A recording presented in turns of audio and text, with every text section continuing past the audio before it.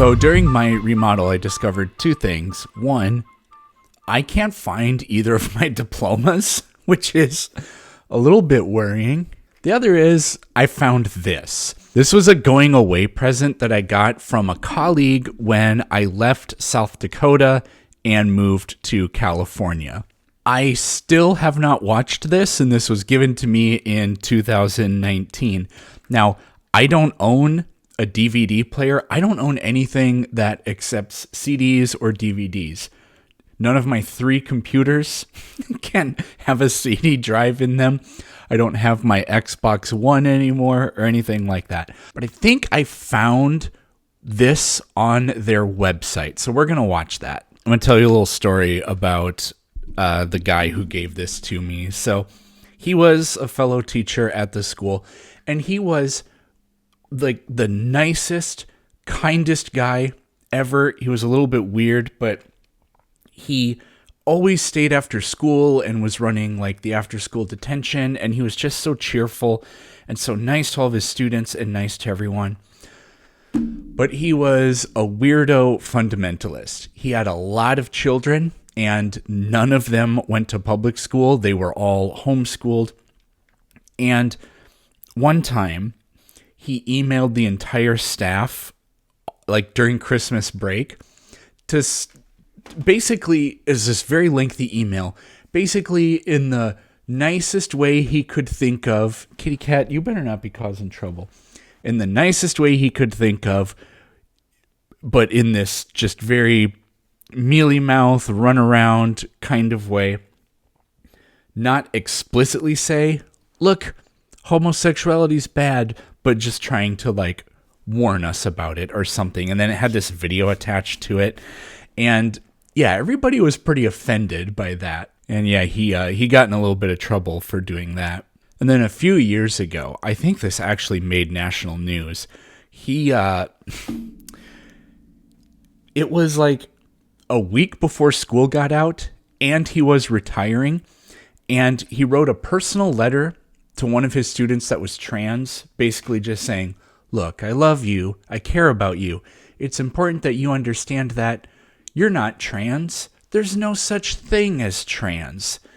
I was like, oh, for crying out loud.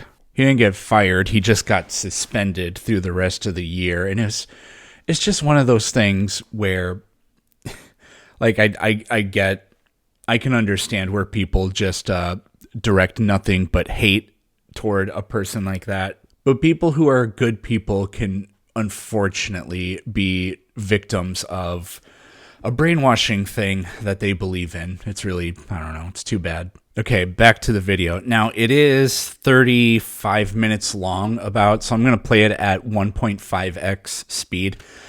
I have no idea. Well, I assume this is designed to sow doubt in evolution. I mean, it's weird. It's got a quote from Richard Dawkins on the cover. And then on the back, it's got an endorsement from Ken Ham.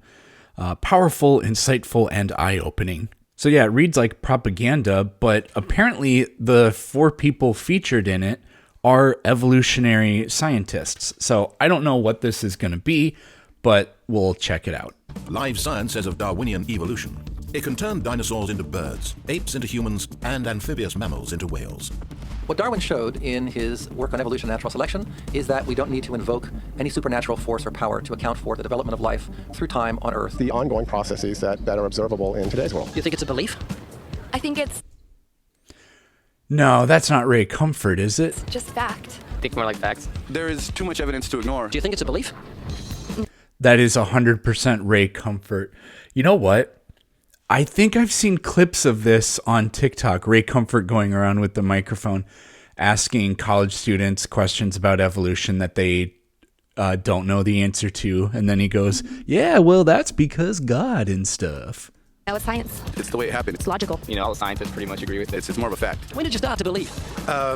When I started to think for myself. When did you start believing? When I took my first biology class. It all started to make a lot of sense. The teacher made it very, very easy to understand.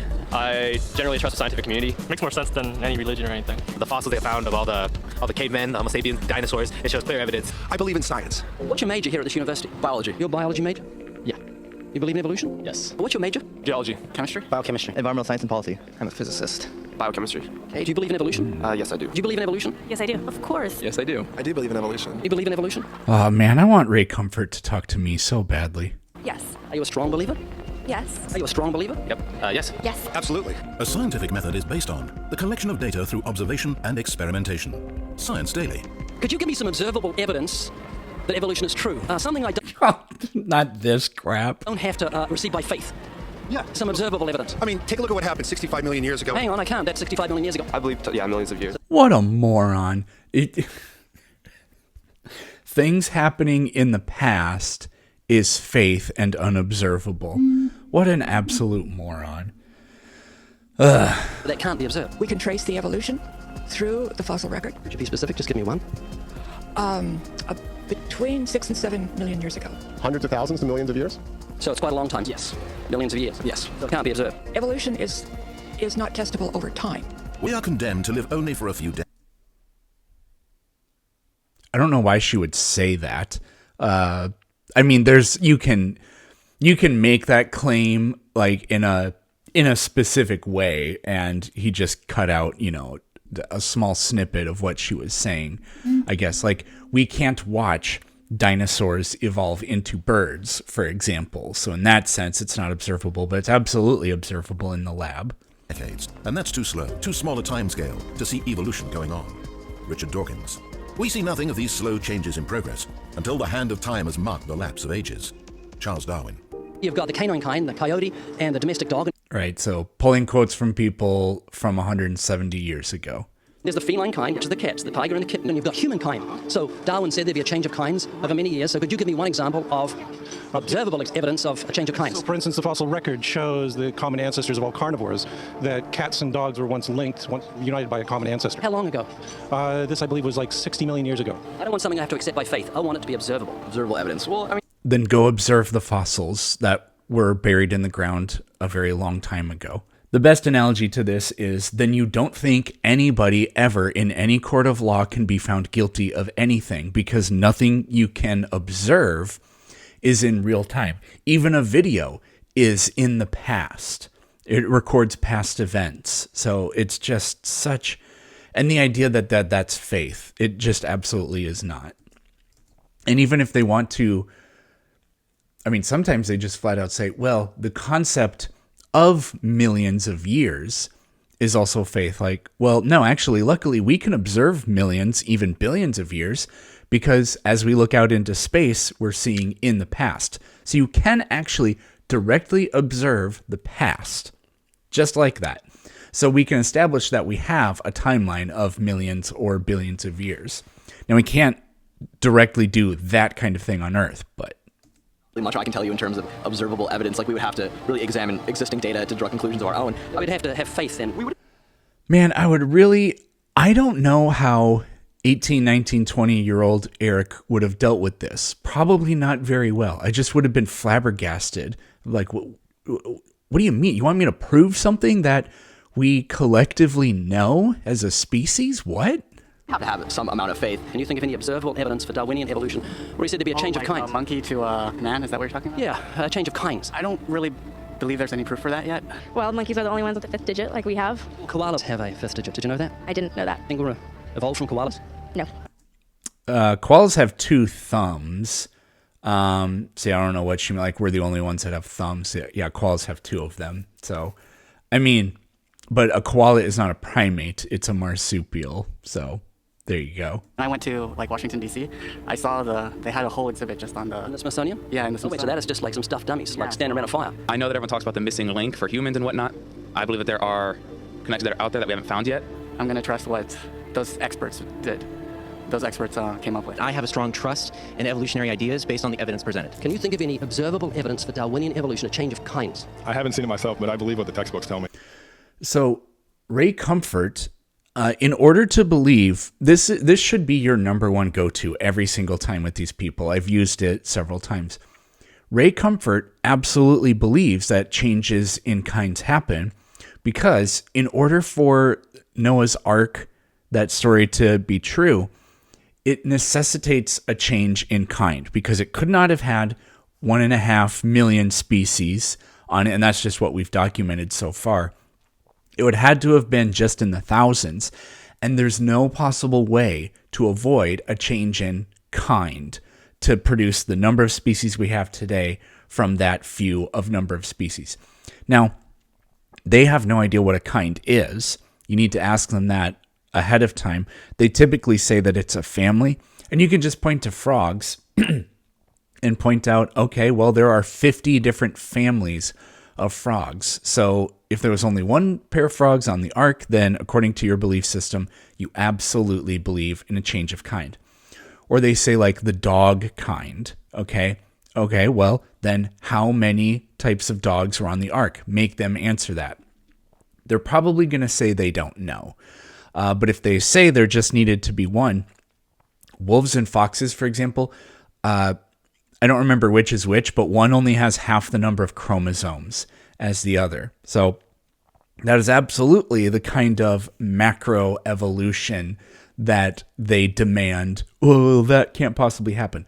But they believe it happened. It had to have happened. About it, so You've got faith in the experts? I have faith in the experts, yeah. I guess similar to how religious people have faith that God actually exists, I have faith in the experts knowing what they're talking about. The scientific method must be observable. Yeah, so it's really annoying they're conflating faith with trust, and that is a definition of faith, but then why do we need the word faith if we already have the word trust? Because faith has its own unique definition, which is belief in something without any evidence. We don't have faith in science in the sense that there's no evidence for us to have trust in science. Literally, all of us, the comfortable lives we live, we can thank science for that. The efficacy of science is in your face all the time. Repeatable. So could you give me one piece of observable evidence for Darwinian evolution? Okay, I would point to, as one great example is look at the genetics of the stickleback. What's that? So stickleback fish are a very interesting collection of species that were recently isolated after the end of the Ice Age. What did they become? They're various species of sticklebacks. They stayed as fish. Well, of course. Can you think of any observable evidence where there was a change of kinds? Yeah, so they've evolved into multiple species.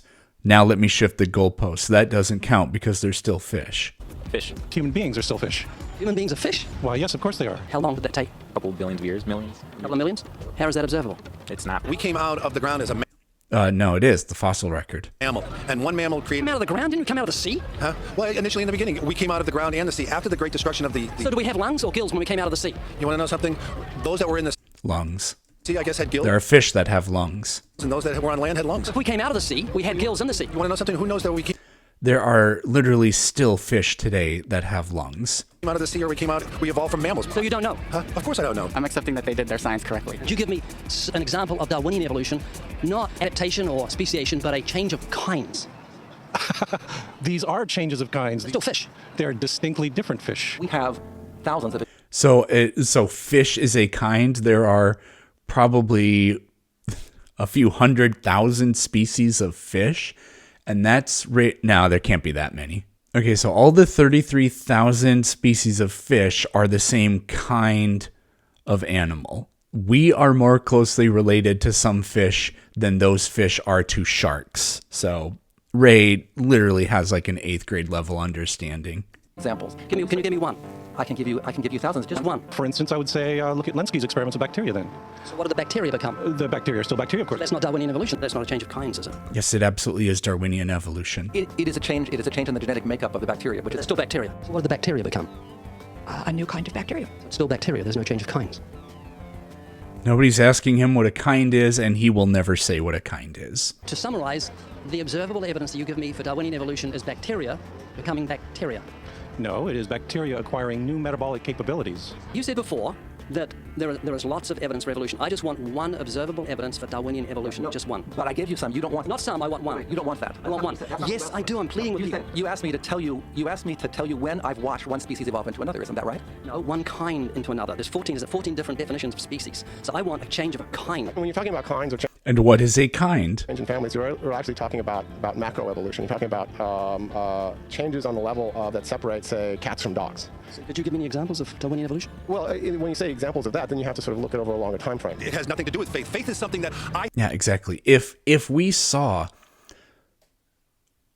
a family in one generation evolve into a group of organisms in a different family, that would be evidence against evolution, because evolution says that doesn't happen that way. I have to, unseen, I have to believe it. That'd be the equivalent of parents giving birth to a child, and all of a sudden that child speaks a brand new language. Languages do change over time. If you went back 1,000 years and went to England, which is the only place people were speaking English at that time, you wouldn't be able to communicate with anybody, even though they're speaking English. It turned into what it is today gradually, not over the course of 1, 2, 10, or even 100 generations. That's it, unseen. Look, do you believe evolution? Of course I do. Are you a believer in evolution? Yes, I am. When did you start to believe evolution? I started to believe evolution when I started to think out for myself. Is evolution a belief? Well, you know something? Evolution is a I mean, I guess you could say it is. thought process. This is coming to terms and checking out all the alternatives, like taking a look at the religion, man-made religions. Let me ask you again, is evolution a belief? No, evolution is, well, yeah, in a word, yeah, I could say it could be a belief. When you say change of kinds, you mean the evolution of one species from another or to another. Yes, we have that in action actually in the Galapagos. Could you give me one instance? Yes, we have an example from a group of birds called Darwin's finches. You take a look at the difference between the finches on the islands that all started out. I mean, that's very, very observed. That's not Darwinian evolution. There's been no change of kinds. Much of the finches become. They become genetically new and anatomically new, recognizably different So species. they're still finches? Well, of course they're still finches, yes. He literally said, oh, you're asking for one species turning into another? Here's an example. Oh, but they're still birds? So it's such a wild goalpost shift. I need this. Can you give me this? Yeah. Well, that's not this, though. Pathetic. There's no change of kind. Little birds that he had observed. What do they become? Their beak shapes. They're still birds. Yes. 3 finches that turn into different types of birds. They're still finches. Well, for example, Darwin and his study on evolution of the birds on the island that he went on to there. Their beaks changed? Their beaks. They're still birds. There's no change of kinds. That's within the kind. Evolution on the beaks. So that's called adaptation. It's not Darwinian evolution. There's no change of kinds. There's no different animal. Adaptation. involved. Oh, geez, what the hell just happened? Darwin's belief in the change of kinds is scientific. What the? Adaptation is not a thing that happens. You cannot have adaptation without evolution. Darwin spoke of a change of kind. Can you think of any observable evidence for Darwinian evolution where there's a change of kind? Any bacterial experiment would be perfect. You'd have to ask the creationist, are there different kinds of bacteria, or is there only one bacteria? Now, an idiot like Ray would probably say there's only one bacteria, I guess. But we could point to the yeast experiment where they got them to become multicellular. Because if you're going to say there's only one kind of yeast, even though there are multiple species of yeast, yeast by definition are a single cellular organism. So we've observed a change in kind. Change of kind. Change of kind. I'm gonna have to think about that one a little longer. You give me anything that I can see, observe, and test, which is a scientific method for Darwinian evolution, a change of kinds. Yeah, read the genetics. If a change in kind had happened, it would be preserved in the genetic record, and it is. Test and observe. Could you give me observable evidence, which is a scientific method for Darwinian evolution, a change of kinds?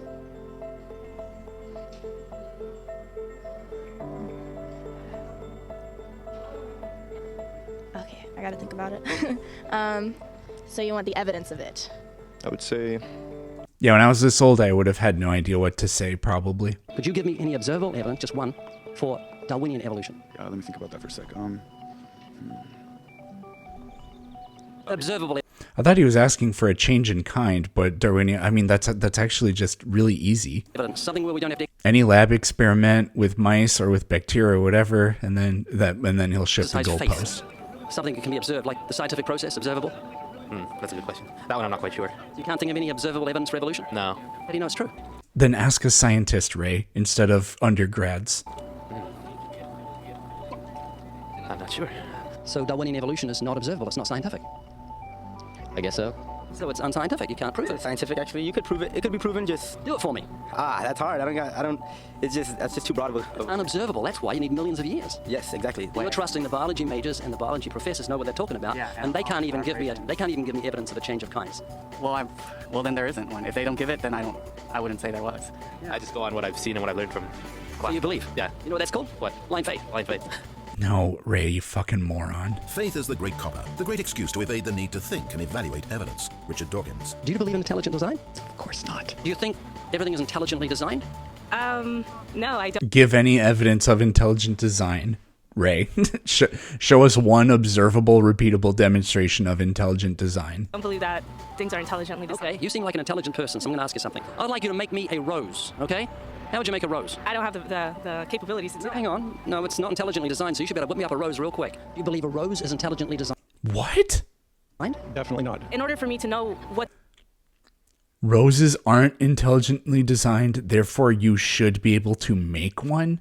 To make, I have to know what a rose is. Well, it's got a seed, so you've got to start with nothing and you've got to create a seed from nothing. Oh. Can you do that? No, I can't. Could you make a rose from nothing? No. Can't make something from nothing. It's just basic, science. A rose from nothing? A rose. Just like, I can't, honestly. Why not? I have no supernatural abilities. All the genius... Right, because there's no such thing as magic. ...in the world can't make a grain of sand from nothing. We don't know where to start. I can't. Why not? I don't have millions, billions of years. That would be physically impossible. I mean, that would have to. That's not possible. So how could you say everything's not intelligently designed? Where does that leave you on the scale of intelligence if you say everything's not intelligently designed and you can't even make a rose? Why do you think there's no one? What is this question? How can you say there's no intelligent design if you can't make a rose? I can't. Normally, I'm pretty good at being able to reform what they're saying to make it a little bit of a steel man, but this is so stupid that I can't think of chat. What is it doing? Teaching intelligent design at UCLA. They're not allowed to. We can teach anything we want. There's a reason intelligent design isn't taught in our learning institutions. Because it's not science. According to physicist Victor Stinger, the legal staff of Freedom from Religion Foundation, a church-state watchdog group, has had remarkable success in convincing many institutions, such as school boards and town councils, that they are breaking constitutional law when they sponsor sectarian activities. That includes intelligent design. Yes, when because the they authorities are. Can't be convinced, Freedom from Religion Foundation sues, and it wins more often than not. Because they're right. It's nothing at the beginning, big explosion of nothing, it became something, and then it came into a rose, and giraffes and horses and cows. I'm not saying that's what happened. I'm just saying I don't know what happened. That's what scientists have theorized. Yeah, very good. Has happened, and you believe them to a point. So you've got faith. That is true. Yeah. Could you give me a definition of vestigials? How's that back up evolution? Vestigial is like, I'm not a biologist, so I'm kind of fuzzy here, but it's like a remaining organ that is not used. Like for instance, our appendix. Rabbits have huge appendix for digestion of grass. We still have a vestigial appendix. And the appendix has no use? Which we can think of right now. Your coccyx bone, that was, many people regard that as the tail of the humans. A human tailbone is said to be vestigial. That is, it's an evolutionary leftover proving that we're... So he's going to say because there is tissue that is currently attached to it, therefore it's not vestigial. Vestigial really means that the organ does not currently serve the purpose that it served in the past. It doesn't really mean that it's an organ that has no known function. Related to primates. However, it's not a tailbone, it's the coccyx vertebrae. The tailbone derived its name because some people believe it's a leftover part from human evolution, though the notion that the tailbone serves no purpose is wrong. The coccyx is an extremely important source of attachment for tendons, ligaments, and muscles. Evolutionists also claim that the appendix is vestigial, but it's not. The appendix is actually part of the human immune system. According to Scientific American, for years, the appendix was credited with very little physiological function. We now know, however, that the appendix serves an important role in the fetus and in young adults. Well, if we are intelligently designed, then when somebody has their appendix removed, they necessarily must instantly die. Oh, except that's not what happens. In fact, your livelihood outcomes increase when you remove the appendix. Oopsies. Among adult humans, the appendix is now thought to be involved primarily in the immune functions. I would consider myself an atheist. Can you think of any famous atheists? I believe Neil deGrasse Tyson. Neil deGrasse Tyson said, "I can't agree to the claims by atheists that I'm one of that community." Can you name a few? He is an atheist, though. Famous atheists. Apparently not. Start with Isaac Newton. Isaac Newton said. Isaac Newton? I mean, he didn't believe in, he wasn't really a Christian. Well, I don't know. He rejected the Trinity, but I'm pretty sure Isaac Newton believed in God at least. The most beautiful system of the sun, planets, and comets could only proceed from the counsel and dominion of an intelligent and powerful being. Can you think of any famous atheists? Yeah, no. A famous atheist. Yeah, a famous atheist. Yeah, my dad. He's not famous. Skeptics' websites often include examples of famous atheists in an attempt to win converts. But more often than not, the famous personalities cited are not actually atheists.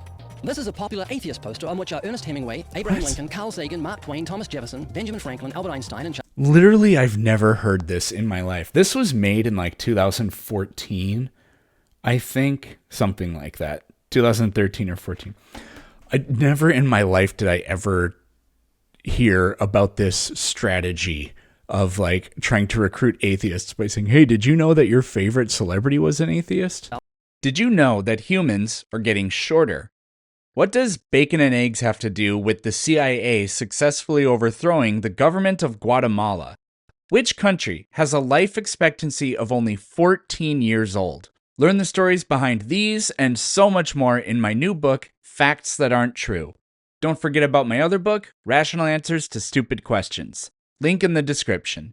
keep in mind that even though some of these men claim to believe in God, it doesn't necessarily mean that they're believers in the one true creator revealed in the scriptures, or that they're genuine Christians. However, when atheists use theists or agnostics to promote their godless agenda, they're being dishonest. Then again, coming from those who claim that morality is relative to each person, convenient dishonesty should not be a surprise. Do you believe in moral absolutes? No, I do not. Is rape wrong? Rape is wrong in our culture, yes. And it is rape always wrong? It depends on your beginnings. If you say that you have a respect for other human beings, then yes, rape is always wrong. It's a fine answer. Moral absolutes. Is rape absolutely wrong? In my opinion, it is. Who makes the rules? We do. So if Hitler made the rules and he had the majority? If Hitler made the rules, yes, we would be living in a society that Hitler would consider moral. Yeah, but we don't live in a society where, like when you say we make the rules, and then he says, well, what if one specific person makes the rules? That's not what he said. And that's not how humans form any kind of culture. Even if humans didn't have culture, even if we lived as wild animals, that still isn't how our behavior would be dictated. But which I would not consider moral.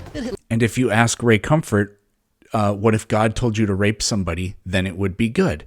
So this whole thing of, oh, well, the atheist can't condemn blank. Neither can you. You can never, ever, ever condemn anything you say that we fail to condemn. But we always do, and you never do when presented that way. Put into practice survival of the fittest? No. What was he doing then? He was murdering people. That's survival of the fittest. That's not survival of the fittest. It's the lion. What a fucking moron. No, fittest... Ray Comfort has no idea what fitness means. Fitness is about... you can gauge it in different ways, but it's how well you fit into the environment, or it can be measured by like a rate of reproduction. So no, it's not the strongest is the best, but that's, again, Ray Comfort's 8th grade level of understanding. Eating the antelope. No, there's much more to evolution than just this kind of crude kill and be killed model that you have in your head. I've seen a quote from Richard Dawkins saying evolution in its rawest is incredibly cruel. It is. Yes. Was Hitler putting evolution into practice? That does not mean it was moral. No. It was immoral. Nobody's claiming that evolution is a moral process. Evolution is a very harsh and cruel process. Do you believe in evolution? Yeah. Evolution is not an ethical framework, Ray.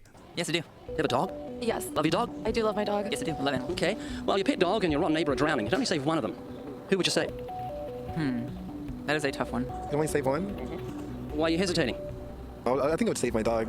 I don't know why I'm really hesitating. Because I don't know. I feel like people would see me as a bad person if I said the dog. I'll save my dog. So, is your neighbor not worth saving? Well, he's not worth saving more than my dog is. I'd go with the dog. I mean, you would want to save That's actually pretty wild. the animals. I would want to save my dog. Well, we're animals. I believe we're all equal. I don't think humans have like a higher place. So, you think dogs are more valuable than human beings? Do you believe in evolution? Yes, I do. So, it's just a matter of survival of the fittest. Your neighbors are... No, you're asking them what their personal preferences are, not the value judgment of all of humanity versus all of dogs.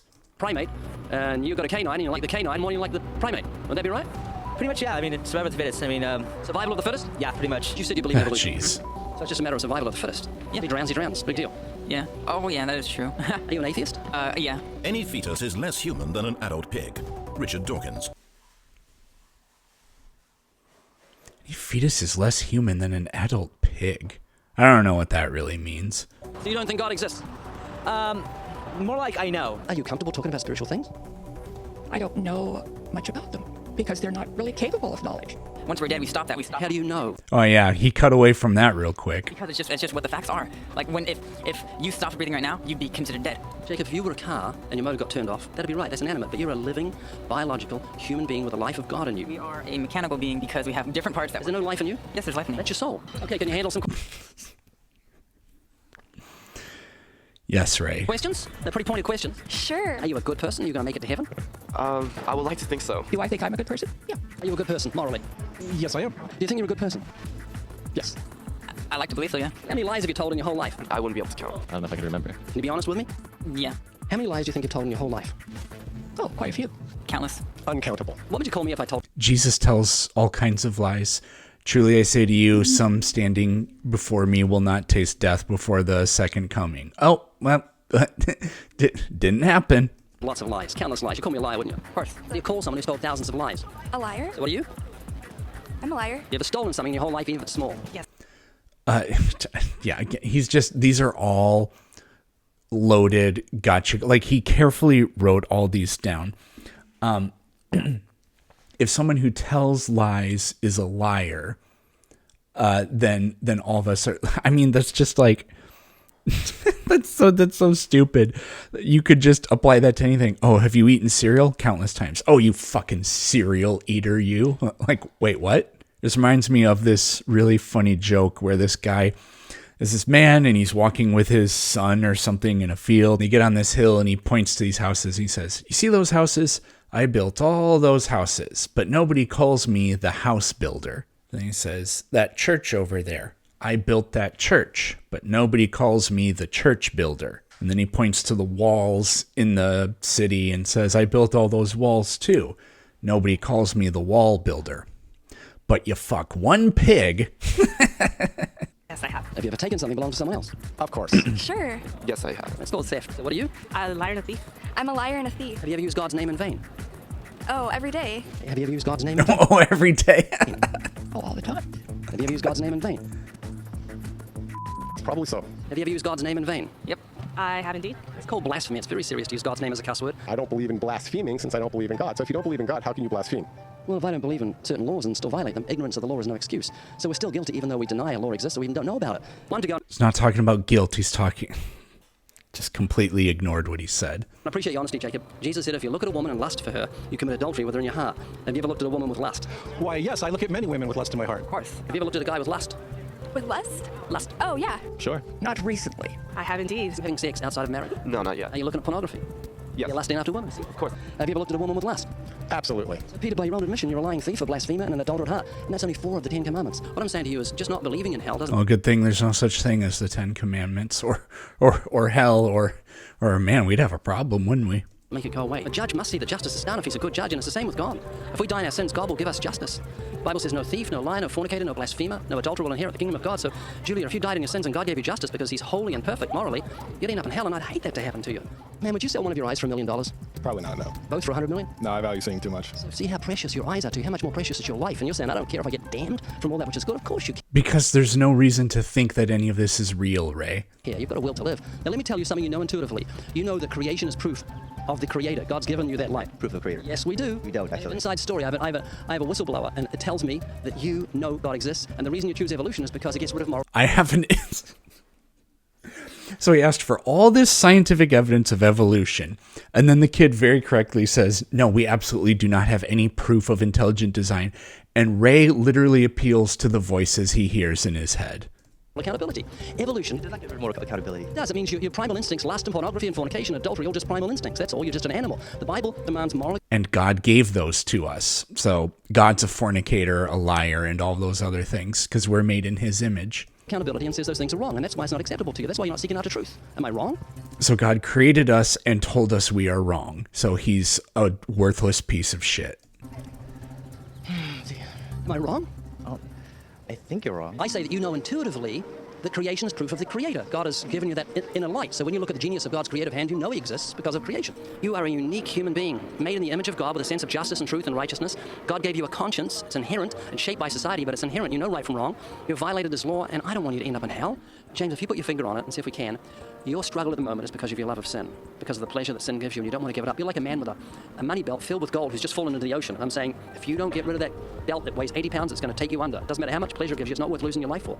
Gail, you're not a beast. You're a human being created by God in his image with dignity and worth and purpose. And do you know what God did for guilty sinners so we wouldn't have to go to hell? Any idea? No. Well, God became a human being 2,000 years ago, Jesus of Nazareth, and he suffered and died on a cross, taking the punishment for the sin of the world. You and I So there's nothing to worry about anymore because we're all forgiven. violated God's law, and Jesus paid our fine. That means God can legally dismiss our case because of the suffering, death, and resurrection of the Savior. God can say you're out of here because someone paid your fine. And then what God can now do is clothe us in the righteousness of Christ. So if the fine has been paid, then I don't have to do anything. So all these kids can watch as much porn as they want, Ray. Judgment Day, you're saved from God's wrath and his justice because of the death and resurrection of the Savior. If you repent and trust in him, God will give you a righteous standing in his eyes. He'll wash away your sins in an instant. Ray 100% is one of these people that says it's impossible for a Christian to go to hell. So as long as they just have faith in the resurrection, they automatically go to heaven, and it doesn't matter if they're Hitler or anything. So all that moral grandstanding he tried to do earlier literally counts for absolutely nothing. He'll grant you the gift of everlasting life. His last words on the cross were, "It is finished." In other words, the debt has been paid. He came to take our punishment upon himself. So because our fine was paid by another, God can legally dismiss your case.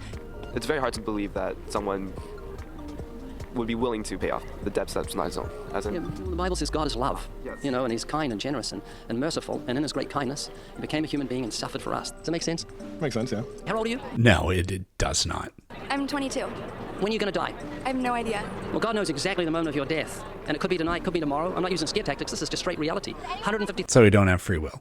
people every 24 hours die, and they're all making plans for next week, no doubt. So please think about this. Do you have a Bible at home? No. I'm not talking about a religion that says you've got to strive to get to heaven. I'm telling you, the Bible says heaven is a free gift of God. You cannot earn everlasting life. Doesn't matter how religious you are, how good you are. God commended his love towards us, and that while we were sinners, Christ died for us. And he rose from the dead and defeated death. And this is how the Bible puts it. For by grace are you saved through faith, and that not of yourselves. It's the gift of God, not of works, least in... Yep, there we go. So it has nothing to do with... There's no such thing as living a good life.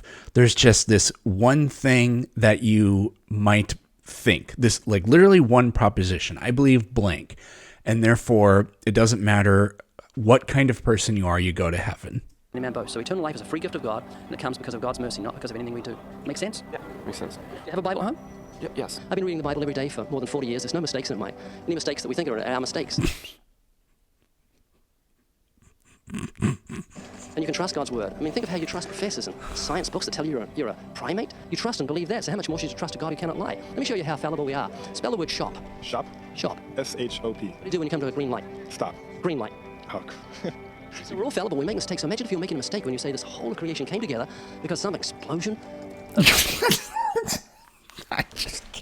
And you believe this whole creation came together because it was written in a book by nobody knows who, nobody knows when. Nothing that produced everything. Seasons, the birds, the trees, the flowers. That's literally what you believe, Ray. The sun, the moon, the stars, and the marvels of the human body. So are you going to think about this? Oh, yeah, no, I think about this quite a lot, believe me. My brother, like I said, he's a hardcore Christian. He's going to Yale Divinity School right now, so he talks to me about this all the time. So you've got to think seriously about this. Life is full of decisions. Soften your heart. Don't have so much blind faith in what science tells you and select you without any knowledge of what was in the beginning anyway. You haven't got a clue where you come from. You don't know what you're doing here on earth, and you don't know what happens after you die. What, Ray, do you have blind faith? Like, how often do you question? Like, he literally says, I read the book every day and the book is perfect because the book says it's perfect. I know there are no errors in it and there never could be any errors in it because I have to believe that. So, like, jeez. All right, Peter, could you be wrong about God's existence? Yes, and could you be wrong about God's existence? No. Well, then... Because the voices in my head say so. I think you're rather close-minded. Well, if I said to you, could you be wrong about your wife's existence? You'd say, no, I know her. You'd say, don't be ridiculous. I know her and love her. And I know the Lord, and I love the Lord, and he transformed my life 41 years ago, instantly, overnight, forgave my sins, and gave me new desires when I had no desires or thoughts of God for the whole 22 years before I was a Christian. Mike, thanks for talking to me. I appreciate it. Yeah, of course, no problem. Thank you. One more thing, because you're a very intelligent man. Spell the word shop. Shop?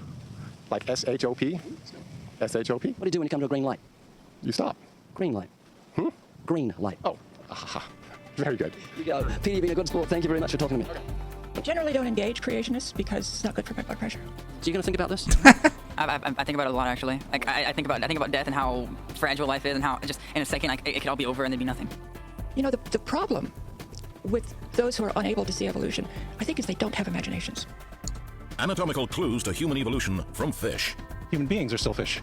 human ears evolved from ancient fish gills. So now we're back on evolution with like 2 We minutes to came go. out of the ground as a mammal. Heavier dinosaur arms led evolution to birds. Do you think we're related to pigs? Do you think we've got a common ancestor in pigs? Yes. Proof Yeah, we share genes with them, so we are related to them. that fearsome T-Rex evolved into a chicken. You think you're a primate? Yes, I am. Are you a talking primate? I am. Are you a cousin of bananas? Why, yes. When We share genes with them, so yeah. whales walked the land. I'm accepting that they did their science correctly. I generally trust the scientific community. I'm going to trust what those experts did. Those experts came up with. It's not wise to put your trust in fallible man. Instead, trust in the living God and his infallible word. The evidence...